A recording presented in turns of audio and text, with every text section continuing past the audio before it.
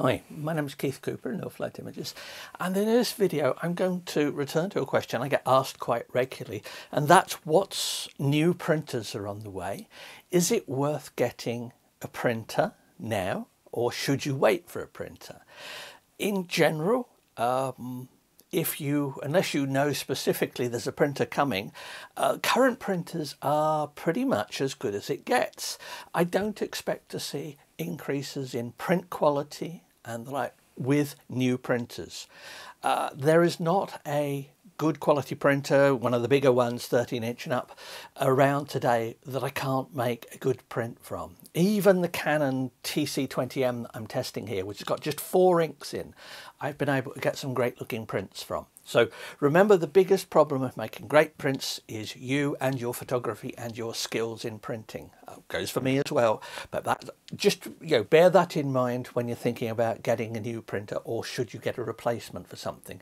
In general, if you've got a printer that works and you're happy with what you're getting from it, then there's not usually good reasons to update. So why are people asking about this? Well, it's the usual one. People have seen costs of printers changing, one's going on cheap, and shortages. And somebody contacted me just the other day and said, I can't get a Epson P900. Is it being replaced? Well, I don't know for certain. And, it will be replaced at some point. But I don't think it is. Looking around at sales around different parts of the world, it appears there's just local variations. And remember, this is the big sales season for selling stuff. So companies have got stock that they want to shift. They've got inventory that needs clearing, and that's why you see deals and all the other stuff at this time of year so much. It's the run up, Black Friday, etc., and Christmas, and people thinking about printing, which tends to be something people do more in the colder months of the year. It's an indoor hobby, so I would say still get out, take those pictures, because if you've got a printer, most people I find are not using them enough. And if you've got problems in printing, I did do a video just the other day asking for questions from people, and I had loads of questions from people about this, and this was really useful. So I've got lots of things I'll be covering, but this is just about new printers on the way. So the 900, Epson 900, 700, I don't see them being replaced anytime soon. They've been around a year or two, or a few years now, and there's nothing coming up there. Now, what is coming up is the Epson P5300 or 5370 in the US. That's a P5000 there. That's a production printer. That one needs using regularly. It has a really nice ink set, still has the black ink swap, but it has big ink cartridges and that. And excellent paper handling. The roll paper handling in that is superb. And the biggest complaints I've had of people about the Epson P900 has been that it's either too flimsy or that it's just not robust enough, and the roll paper unit for it really is not necessarily something you'd want if you do a lot of roll paper printing. That one, the 5300, has a roll cutter in it, has a vacuum feed system. It's a very good printer. Now, that's the 5000. The 5300 that I will be testing as soon as Epson get one round to me to have a look at, is essentially a hybrid between taking the P5000 chassis, so that's the paper handling, the roll, the cutter, all the stuff like that, and the print head and ink set of the P900 700.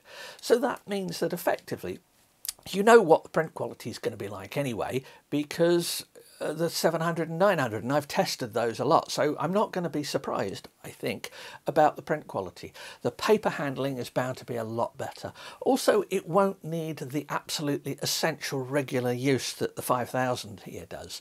I have a diary reminder that pops up every Monday morning that says switch this on and get it to do a test. Even if I've printed, it just reminds me that this needs using, because it's easy to forget. Even a printer that's in my office, it's easy to forget that, and I've not used it maybe for a week or two or something like that, and printers like that don't like it. The 5300, hopefully with the P900 700 print head and ink set, should be much better in that respect. But obviously I'll be testing it when it comes. So what about Canon? Well, you can see here some Pro 300 inks cartridges. I've got a lot of people asking, is there going to be an ink tank version of the likes of the Pro 200, Pro 300? I don't see Canon going anytime soon towards the higher volume, ink volumes at the higher print quality level that you get from the 200 and 300. I have got a 300 here, hence the ink cartridges and whatever. So if you've got any Pro 300 questions, please do let me know. It's still an excellent printer. Its only real deficiency is the size of the ink cartridges. If Canon made an ink tank version of the Pro 300, it would be an absolute gem. You know, it would be superb, but they don't, because they sell the cartridges. So is that coming up? Once again, I don't know. The most expected printer for replacement, and still I've got no information really on this, is the Canon Pro 1000. This is quite a few years old. My review of it predates me making videos. I've got a very detailed Pro 1000 review, a written review. The nice thing about the written reviews, and I say this about all my written reviews rather than the videos, is that I can go back, I can update them, I can edit it when there's firmware or new information found out about the printers. I can update the written stuff, which I can't do for the videos. So always accept that when you see one of my videos, it is the situation as when I recorded it. You can't add updates and things like that very easily, or at least I don't know of a way of doing it, not with video anyway. So we've got Canon, the Pro 1000 replacement. Yes, it's a bit thirsty if you don't use it often, perhaps an improvement there.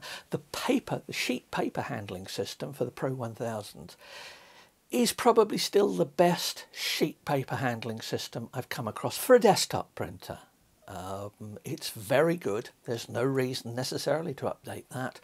What some people would like to see would be a roll paper support, and Canon have nothing in roll paper support since they stopped selling the IPF 5100 years ago. 17-inch printer, really nice printer, very similar in many ways to this P5000 here, or an earlier version of it with roll support and things like that.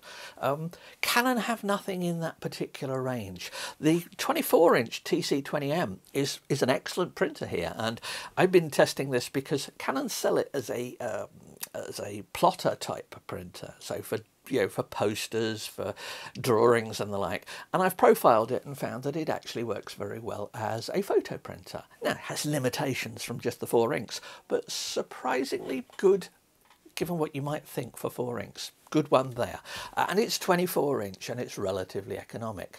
There are some Epson ones similar to this, and I hope next year to have a look at some of the Epson ones as well and have a look and see what we can get for it. But anyway, so that's printers. The only solid one I know is the 5300. Or 5370 it'll be in the US. The digits on the end, they signify different markets. So if somebody asked me a question about a 5370, I know to reply using feet and inches in measurements rather than metric. So that's just, it just tells you a regional thing. Talking of regional things, Epson still don't sell the ET 18100 inktank printer in the States. It's the best glossy colour photo printer that I've used. Now, I've had some concerns about longevity of the inks. It's a dye-based printer. I hadn't seen that, but remember, I don't get to test things over long periods of time, apart from things, like the P5000 here. But that's a pigment ink printer. It's one that I would happily use for sort of fine art printing and the like. It's just very good for that. Similarly, if I was printing on one of the big Canon printers like Pro 2000, 2100, 4000, whatever, all of those, they are great for that. What about issues with printers that might need them to be replaced or updated soon? The biggest complaints I get about Epson inktank printers and the P900 to some extent, less so about 700, but at the 900, is paper handling. The inktank printers have a habit of making marks on paper. If you use high quality papers, thick papers in them. Now, that's not every printer, but it seems to be a variation. So when I tested them, I didn't really notice it, but I've had people send me pictures of them, and they've had them replaced by Epson because they've had marks on them. And I would say that I don't normally make comparisons between the two printers, two companies, Canon and Epson. I like the Epson inks. This P5000 here is excellent, as is the large printers. When it comes to the small ones, paper handling of ones like the Pro 200 and 300 is, I wouldn't say much better, but better than Epson is doing at the moment. So that's an area where I can see that, you know, Epson, people used to complain about the need to swap black inks. Well, that was fair enough. It was an irritation or intensely annoying or irrelevant, depending on what you did. But what would I like to see? Well, I'd like to see Epson concentrate on robustness of their printers and also marking papers. What would I like to see Canon do? Well, I'd like to see them actually, if anything, Canon's own inktank printers. I tested a G550, those range bound. They have no colour management in the printer driver for Macs. Now, to me, that is a death sentence for a printer. If I can't do proper colour management and add, you know, to make profiles and do stuff like that, it's essentially useless. Now, I worked out, and I've got a review where I look at ways around this, but they are workarounds. Canon, bring back colour management in your small printers. It is not a luxury that nobody wants. It means that if somebody is using a Mac and says, should I get a G650? I'm going to say, well, no, unless you want to do your own colour management, make your own profiles and work. You know, it's different on Windows, but you know, there are issues with all printers. Any product is a mix of sort of various bits that work, bits that don't work. On a few other things, that's the 5300. See, it looks like it's essentially identical to this one here. Some other stuff. I'm having a bit of a clear out here. My office has got too full and various things. I need to do some other filming here as well. So I'm having quite a big clear out. Also, the fact this old slide viewer, this is from when we're clearing stuff from my father's. I've got all his prints and slides to have a look at. Now, the prints, I'm going to be looking at an Epson scanner for scanning prints rapidly. I mentioned this the other day. Get next year for that when I have them all here, just to run them through very quick scanning.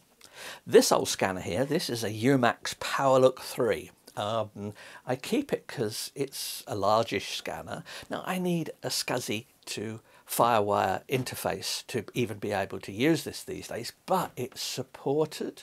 The ViewScan software supports it, but Epson, it was announced in the US over the summer, have a new A3 scanner. That includes a transparency hood on it, and it goes up to 2400 by 4800 resolution. It's A3, well, it's larger than A3. You can pack it with strips of film or slides. There are loads of things that you can actually do with that. You can see the example there of how many slides, and it comes to that. Problem is, it's $2.5 grand, $3 grand. It is meant for professional use, for archiving purposes. It'll take 5x4 negatives in one go. It has auto-focusing, has lots of other features. They are huge. I will be having a look at one of those in the new year. It may not be here, it may be up somewhere like Dupli or somewhere like that, because they are just huge and they're not lightweight either. That's the 13,000. It's a replacement for the existing model, but that's a scanner. Other things I'm going to have a look at, I would say clear out. Somebody asked me, what do I do with all my old prints and things? Well, they collect together. I use them for reviews, and then I'm afraid an awful lot of the stuff just gets either recycled or binned. I was just clearing some stuff out the other day. This is from a test, I believe this was done on the P5000 here, and this is a print, and I'm going to have to show it of the California cut because it's quite long, the actual print.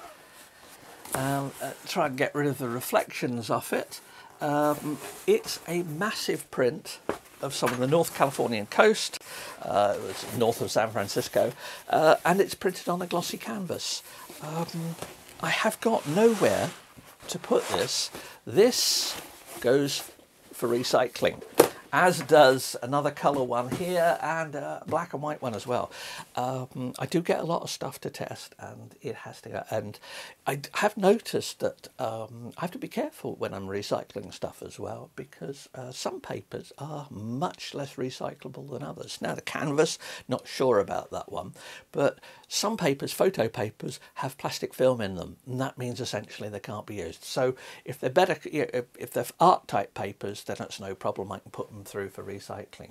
But I have hundreds and hundreds of prints. Now, lots of prints I keep in these map chests here, in the drawers here, but they're only the very best ones. Most of the test stuff I have to get rid of, and if more printers come, I'll have even more of the things. But just to finish off, which printers are going to be available? At the moment, the only one I can see it being a definite new one is the 5300. Is that which I obviously look at. The Pro 1000, am I going to say it's going to appear next year, a replacement for it? I think it's old enough now that it really is Canon are going to get around to doing it. But look at the print heads, because the print head in the Pro 1000 is the same print head that is used in their larger format printers. So keep an eye on Canon larger format printers to see if there's anything new coming there as well, because a new print head may well signify it, or it could be the same print head again, but just with an improved surround for it. Perhaps roll handling or something. If it's roll handling, will we get a cutter? Will we not? It just depends what they're going to do. I don't know on that. As for all the smaller printers, they're just going to carry on. 200, 300 from Canon, yeah, no problem at all. The Epson inktanks, they're going to be refreshed at some point. People keep asking about, are we going to see high-end inktank printers? Eventually, but not anytime soon. So the best bit is that if you want a printer and you see a good deal on a printer at the moment, it just means that they want to shift inventory, and there's no more to it than that. So if you've got any questions, please do ask. I say people asking me questions and pointing out, you know, oh, such and such is listed as discontinued and things like that. That gives me information on that. I'm looking forward to testing whatever does turn up. In the meantime, I say obviously you've got scanner, printer coming up, and loads of other bits and pieces. So thanks for watching, and please do subscribe to the channel. Thank you.